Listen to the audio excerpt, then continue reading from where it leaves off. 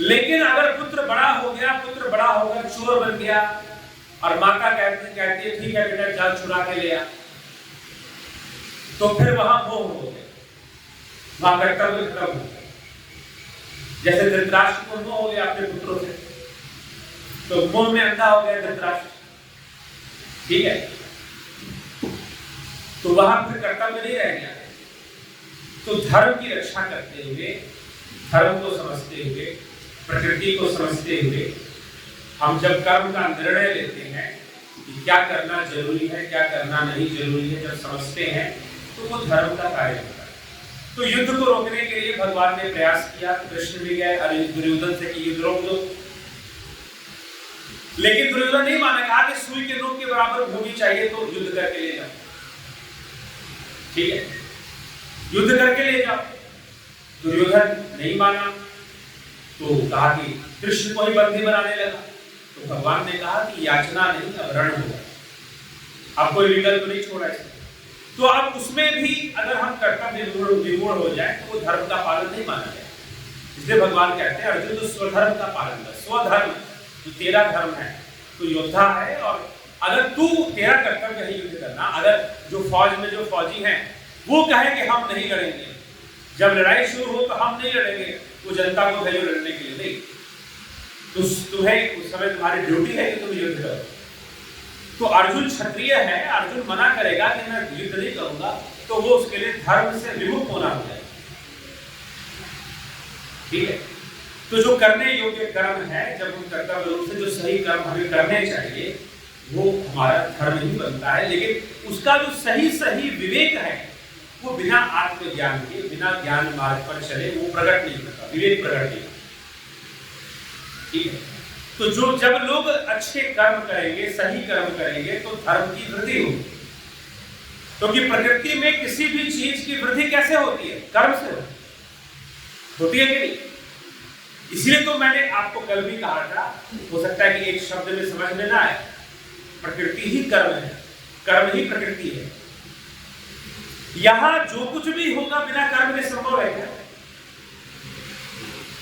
झूठ का प्रचार बिना कर्म के नहीं हो सकता, सत्य का प्रचार वो भी बिना कर्म के नहीं हो सकता। अगर हम यहाँ पर ज्ञान का प्रचार कर रहे हैं, थोड़े 4-5 डायलॉग हम लोगों ने लगाए हैं ताकि लोग देखेंगे, उसे कर्म करना पड़ेगा।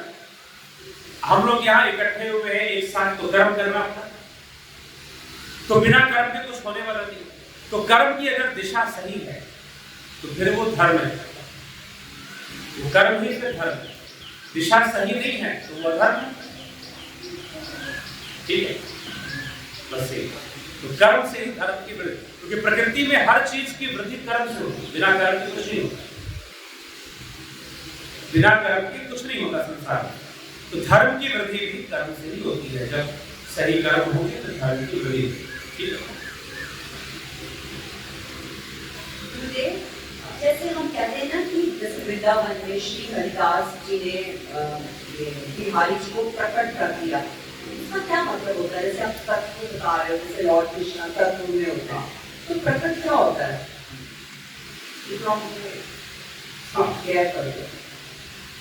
तो हरिदास जी ने बिहारी जी को प्रकट कर दिया, या मीराबाई के सामने कृष्ण प्रकट हो गए पंढरपुर में, हाँ, ठीक है।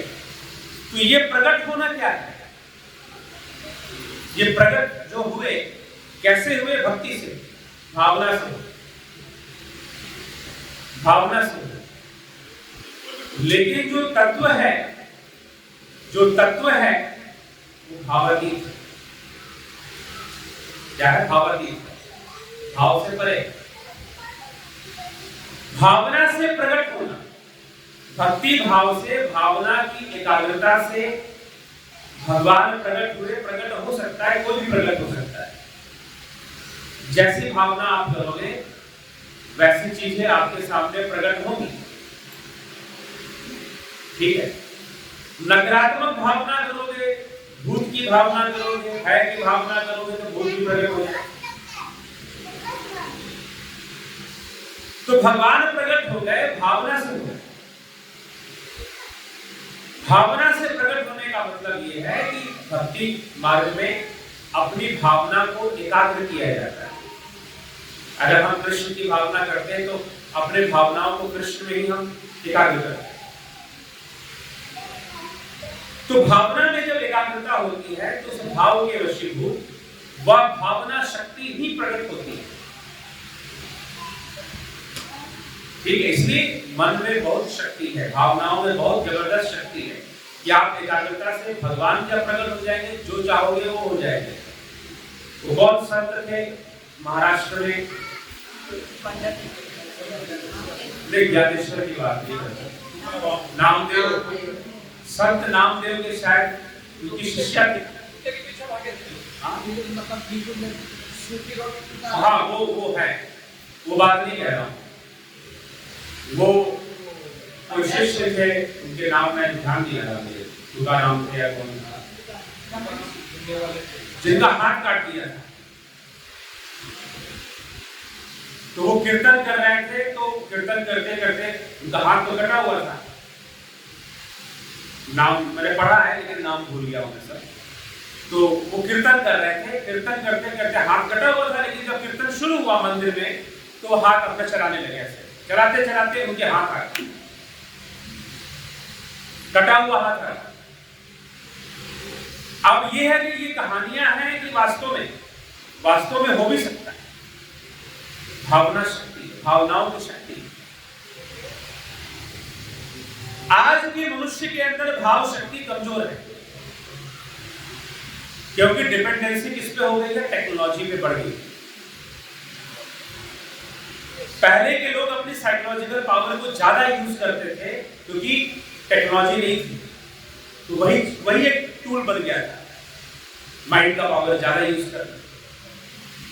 तो भाव शक्ति था। तो संत नामदेव के सामने विठ्ठल प्रकट हुआ,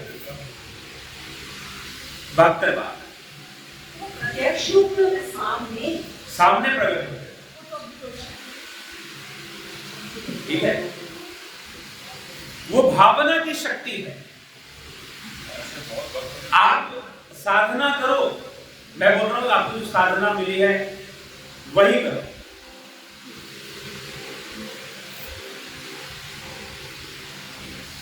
देवी देवता प्रकट हो सकते हैं, ठीक है, काली प्रकट हो सकती है। तो सुनो बात, ये भावना से चीजें होती है, लेकिन ये भावना अचानक से एकाग्र नहीं होती। करते करते करते अभ्यास करते करते उसमें एकाग्रता आ जाती है। तो अगर किसी ने कृष्ण की भावना कर ली, विठ्ठल की भावना कर ली, तो भावना के कारण विठ्ठल प्रकट हो गया, लेकिन उनको गुरु के पास जाना तब तुमको जाके विश्ववाख्य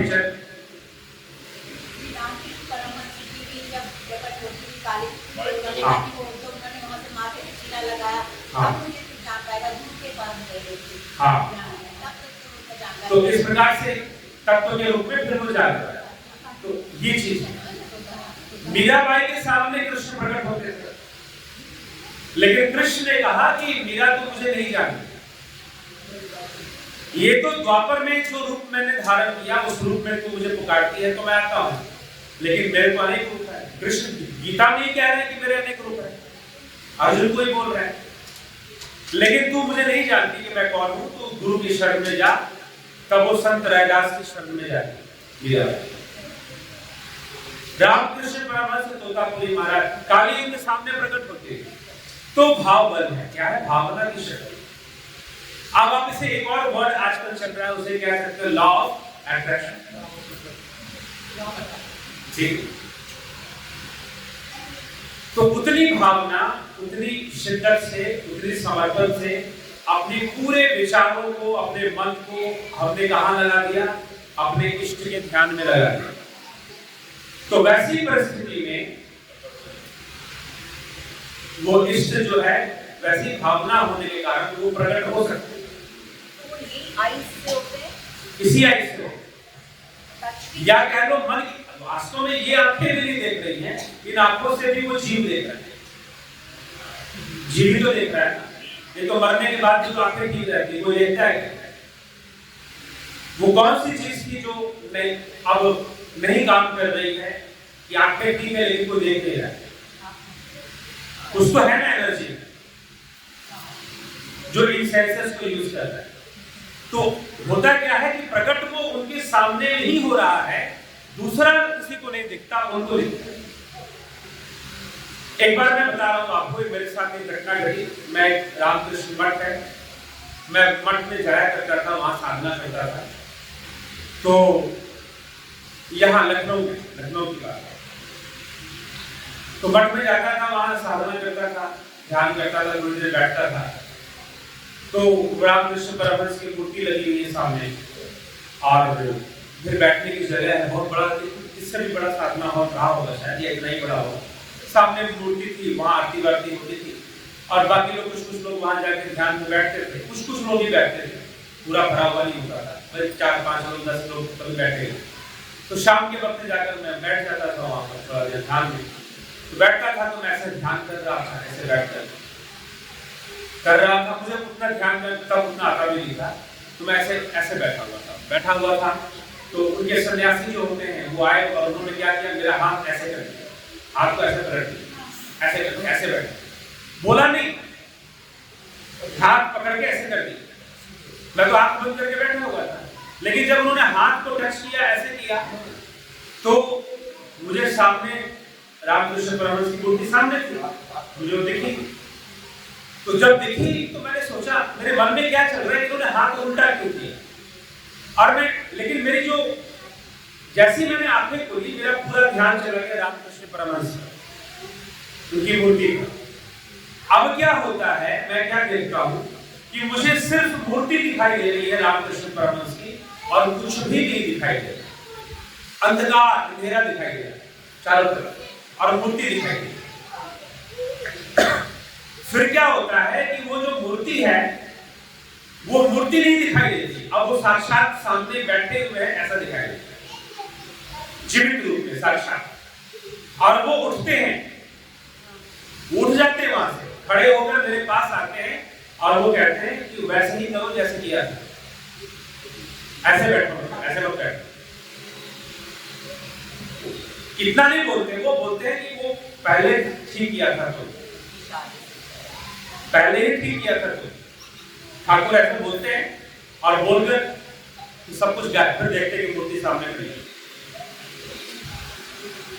ठीक है, तो भावना, तो जब भाव शक्ति होती है, और जब हम सूक्ष्म से ज्यादा जुड़े होते हैं, तो ऐसी चीजें हमारे सामने प्रकट होती हैं। कई बार सिर्फ ध्यान, किसी ध्यान करने मात्र से भी हो जाती है, नहीं तो जो भावना करते हैं, भावना मतलब कि कृष्ण की भावना किए जा रहे हैं, राम की भावना किए जा रहे हैं, जैसे रामकृष्ण परमहंस काली की भावना करते हैं, तो काली प्रकट हो जाती है। हाँ, लेकिन वो एक लेवल है, हर आदमी के साथ नहीं हो जाता, काफी तपस्या करने के बाद होगा, काफी साधना करने के बाद होगा वो भी, लेकिन वो भावना होने के कारण वो माया ही है। ठीक है, वो माया ही है। यही बात तोतापुरी ने रामकृष्ण परमहंस को कही, तो उनको बुरा लगा पहले, ये क्या बोल रहे हैं, मुझे तो काली माता दर्शन देती है, मैं तो बातें करता हूँ माता से, तो वो मुझे सब कुछ दे देगी। तो तोतापुरी महाराज ने कहा ठीक है, जा मोक्ष ले दे, अगर दे देगी तो वो गए, काली की भावना की, काली प्रकट हुई, माता प्रकट हुई, माता से पूछा कि माँ तो मुझे सब कुछ दे सकती है, उन्होंने कहा कि हाँ दे सकती, तो मुझे मोक्ष दे दे। माँ ने कहा कि तो संसार की सारी चीजें मांग ले, वो दे दूंगी, लेकिन मोक्ष नहीं, क्योंकि वो ऐसे नहीं मिलता, वो ऐसे नहीं मिलता, वो ज्ञान मार्ग से मिलता है, तो तुम्हें उसके लिए ज्ञान, और ज्ञान के लिए गुरु, वहां जाना पड़ेगा। ठीक है, तो हाँ, भावातीत भावातीतम त्रिगुण रहितम सद्गुरुत्तम नमामि, ऐसे कहा। भावातीत त्रिगुणातीत उसी को तो कहा है, तत्व कोई तो कहा है ना, भावनाओं से जो परे है, भावातीत है, त्रिगुणातीत है, गुणों से परे है। गुण और भावना एक ही चीज है, ये भी समझ लीजिए। इसलिए भगवान ने कहा है कि जैसे गुण हावी होंगे उसी के अनुकूल भावनाएं होंगी। तो 3 प्रकार की भावनाएं भगवान कृष्ण ने बताई है, सतोगुणी भावनाएं, रजोगुणी भावनाएं और तमोगुणी भावनाएं। ठीक है, तो भाव के कारण ये, चाहे आप नामदेव के बारे उनके सामने बिठल प्रकट होते थे, तो वो विशोभा के चलते उसके पास कभी विशोभा खेचर भी कहते हैं वो संत ज्ञानेश्वर के विरुद्ध थे, ठीक ना। उन्होंने ज्ञानेश्वर का विरोध किया था पहले, लेकिन बाद में उनकी आंखें खुली कि मैंने गलत किया है, वो समझे और वो ज्ञानेश्वर के मार्ग पर चले। उन्होंने ही फिर नामदेव को ज्ञान दिया, ऐसे आता है, ठीक है। तो ये है नाद समाये सद्गुरु भेट ले देवा, ऐसे है। जब देखा तो गावत औजत धीरज का, तो संत नामदेव उनकी ऐसे संतों की कथा है, ठाकुर जी, रामकृष्ण परमहंस की भी कथा आती है। तो इसलिए भाव से प्रकट होता है, वो जो कृष्ण प्रकट हो गए या शिव प्रकट हो गए, भाव से प्रकट हो गए। लेकिन वही सती ने शिव को प्राप्त कर लिया, लेकिन तत्व रूप में नहीं जाती। और शिव महापुराण में आप पढ़ो तो कई जगह लिखा हुआ है, जब तक शिव तत्व का ज्ञान ना हो जाए तब तक उसका कल्याण नहीं है, तब तक उसकी मुक्ति नहीं। ऐसे शिव महापुराण में कई जगह पर लिखा हुआ है, ठीक है। यहाँ तक लिखा हुआ कि गुरु भी बदलकर दूसरे गुरु के पास जाओ जब तक वो शिव तत्व का ज्ञान न हो। तो ये विषय समझ में आया, भाव से चीजें प्रकट होती। अब थोड़ा सा यह एक बात और समझ लो कि अभी आपके सामने संसार कैसा है, किसी न किसी रूप में है। अब ये रूप में जो संसार या जो भी चीजें आपके सामने प्रकट रूप में है संसार में, वो सभी भाव रूप है। वो आपने ही प्रकट किया है एक तरह से, सारी चीजों भाव रूपी है। इसलिए अष्टावक्र महागीता में महर्षि अष्टावक्र क्या लिखते हैं कि संसार भावना मात्र है, संसार भावना मात्र है। अष्टावक्र महागीता में ऐसे कहा है, ठीक है। तो ये चीज, इसीलिए भगवान कृष्ण ने मीराबाई को संत रैदास के पास भेजा, ठीक है, तत्व को जानने। तो ये डिफरेंस, तो ये प्रोसेस है, पहले भाव आएंगे तभी हाँ, ज्ञान आएगा, हाँ, डायरेक्टली ज्ञान आएगा। लेकिन ये पता होना चाहिए, ये पता होना चाहिए, ठीक ना। अगर आपसे कहा गया कि जाओ भाई हरिद्वार जाओ, ऋषिकेश जाओ, काशी जाओ, जाओ काशी जाओ, किसी ने आपसे कह दिया जाओ काशी जाओ। अब आप काशी चले गए, आप ऋषिकेश आ गए और ऋषिकेश से आप अपने घर चले गए। भाई ऋषिकेश गए थे, किसी ने पूछा आपसे, पड़ोसी ने, ऋषिकेश गए थे? हाँ गए थे। तो गंगा जी में डुबकी लगाई? नहीं, डुबकी नहीं लगाई। तो ऋषिकेश करने क्या गए थे? काशी करने क्या गए थे? तो गंगा जी में डुबकी नहीं लगाई, तो क्या किया फिर वहां जाकर, ये बताओ, ठीक है। पूछेगा ना कोई। तो हमने एकाग्रता की, हमने ध्यान किया और हम भावनाओं तक सीमित रह गए, उस तत्व तक ना पहुंचे, तो किया ही क्यों? ये प्रश्न है। उसमें पूर्णता नहीं है, ठीक है। तो पूर्णता, साधना की पूर्णता तभी है, यही तो हो रहा है ना। नारद जी, देव ऋषि नारद समझा रहे हैं कि भाई पूर्णता तो तुम्हारी परमात्मा की प्राप्ति है, सृष्टि करने में कोई ना, तुम तपस्या कर रहे हो और उसे सृष्टि कर रहे हो। सृष्टि तो भावना से होगी, ठीक है। तो भावना है, तो भावनाओं की एकाग्रता में शक्ति है, यही मंत्र की शक्ति है। मंत्र शक्ति क्या है? भावनाओं की एकाग्रता। मंत्र भी भाव रूप है। देवताओं को भाव रूप और मंत्र रूप माना गया। जो देवता है तो मंत्र रूप है और भाव रूप है। तो मंत्र की शक्ति भावना की शक्ति है। तो जब भावनाएं एकाग्र हो जाती हैं तो वो शक्ति प्रकट हो जाती है, वो देवता प्रकट हो जाते हैं और उससे संबंधित जो शक्तियां हैं वो भी प्रकट हो जाती है। लेकिन सब माया ही है, सब भावना ही है, सब नश्वर ही है, सब परिवर्तनशील है, सब बदले, ठीक है। तो ये हमें समझना है। फिर शून्य, जो महाशून्य है, जो अंतर बाह्य अभ्यंतर शून्यम, जो वेद ब्राह्मणी आदि गुरु शंकराचार्य ने कहा है, बाह्य अभ्यंतर शून्यम,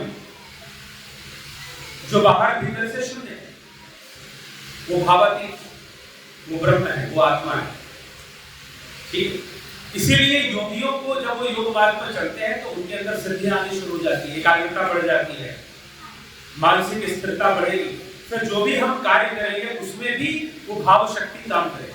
आप देखोगे कि आप ज्यादा अच्छे से कार्य कर पा रहे, ज्यादा अच्छे से आगे बढ़ पा रहे, ठीक है। तो ये होगा। ठीक है।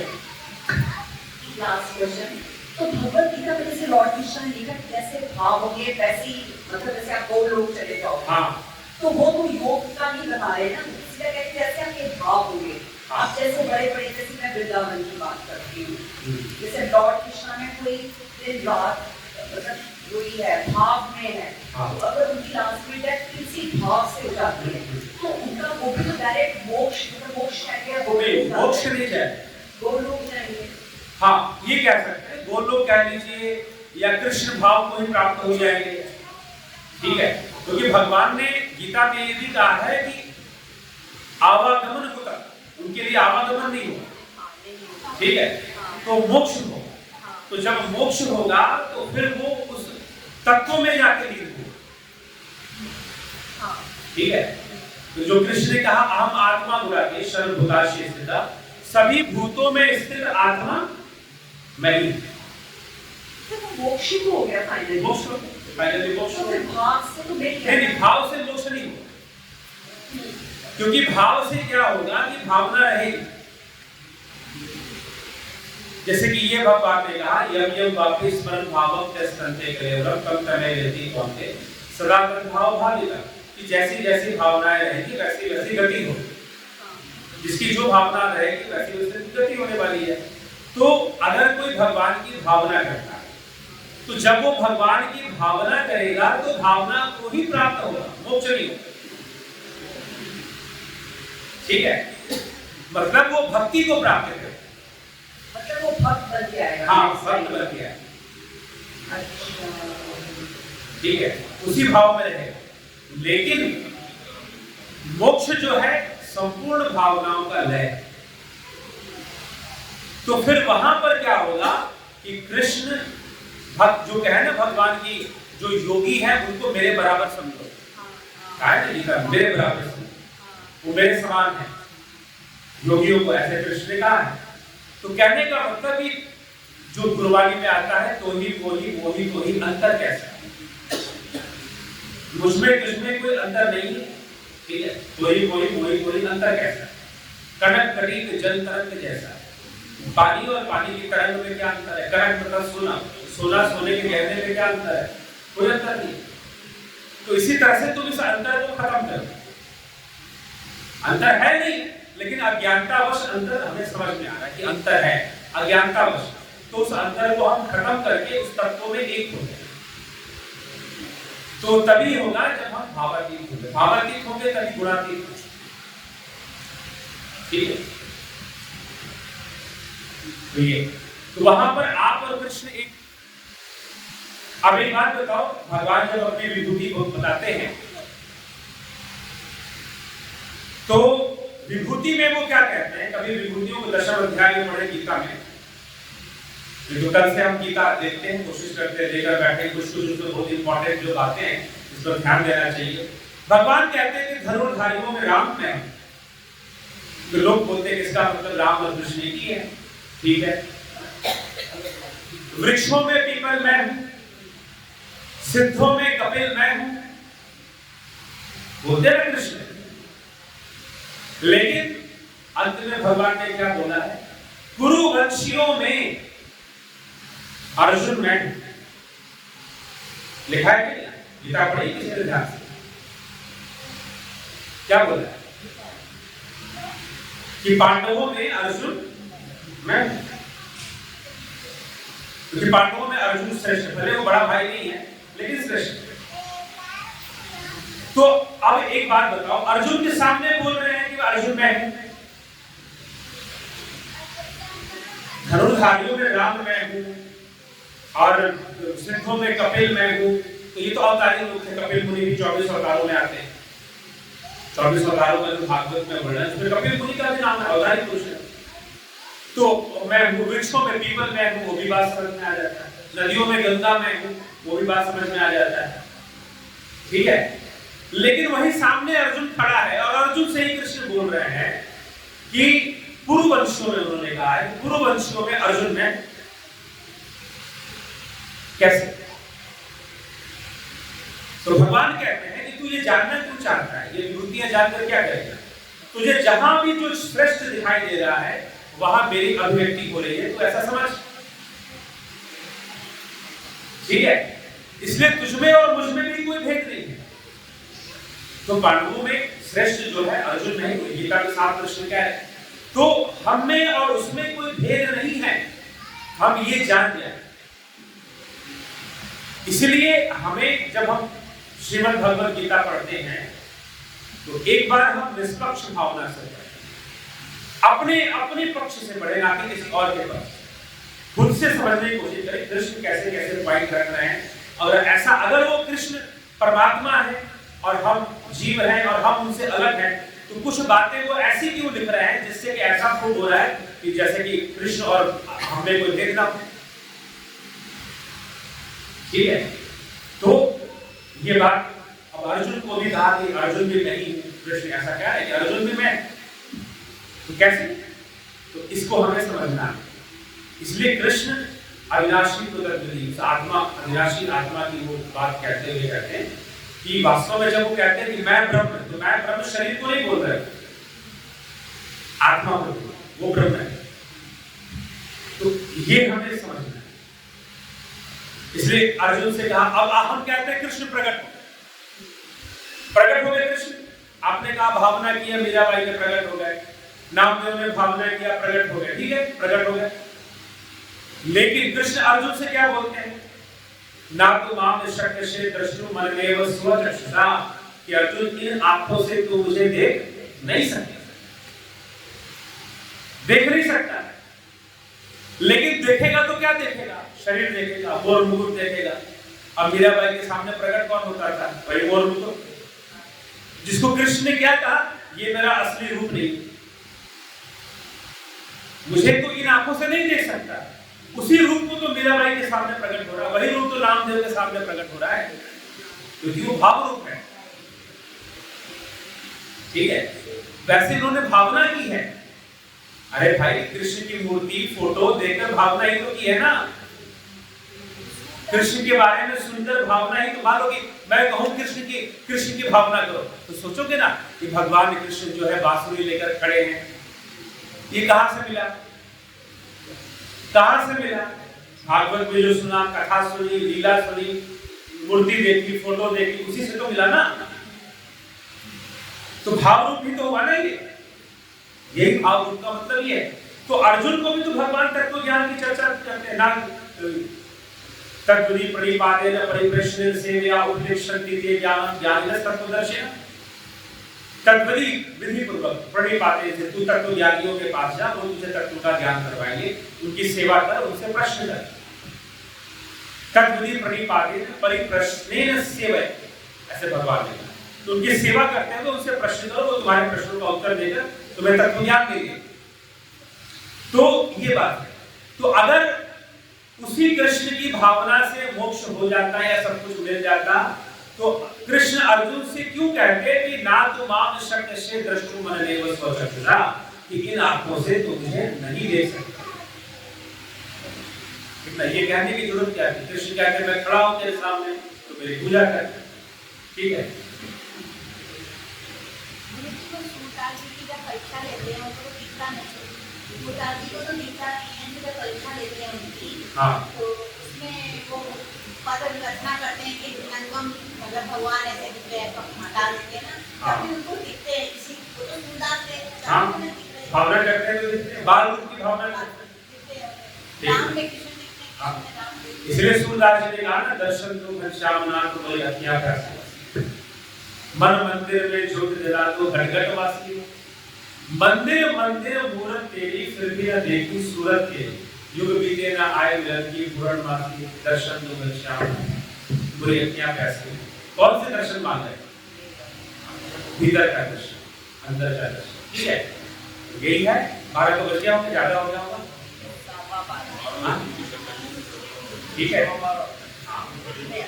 तो अभी हम लोग सभा को विसर्जित करते हैं, फिर बैठेंगे, प्रश्नोत्तर होगा। आप लोग कोई भी प्रश्न करना चाहे जीवन के विषय में, योग के विषय में, मन के विषय में, मानसिक समस्याओं के विषय में, प्रकृति को समझने के विषय में, कोई भी प्रश्न हम चर्चा में लाना चाहें, शास्त्रों के विषय में, कर्म है, ज्ञान है, कुछ भी है, उसके विषय में प्रश्न करना चाहें तो आप लोग उस प्रश्न को कर सकते हैं। कल भी हम लोग 10 बजे यहाँ बैठे, ठीक है। बाकी सुबह तो साधना में बैठना ही है, तो सुबह यही आना है। परसों से हम कोशिश करेंगे गंगा तट पर सुबह में जाने की। चलिए, ओम बैठ जाइए थोड़ी देर के लिए, भावना करते हैं। ये भावना करनी चाहिए, ठीक है, भावना करनी चाहिए। ध्यान हम करते हैं, लेकिन हम संसार में हैं तो हमें सद्भावनाएं करनी ही चाहिए।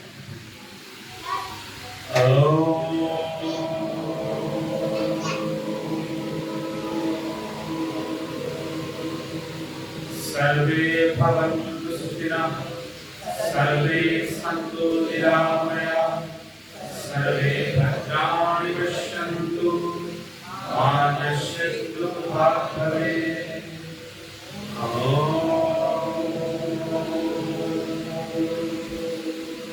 शांति शांति शांति।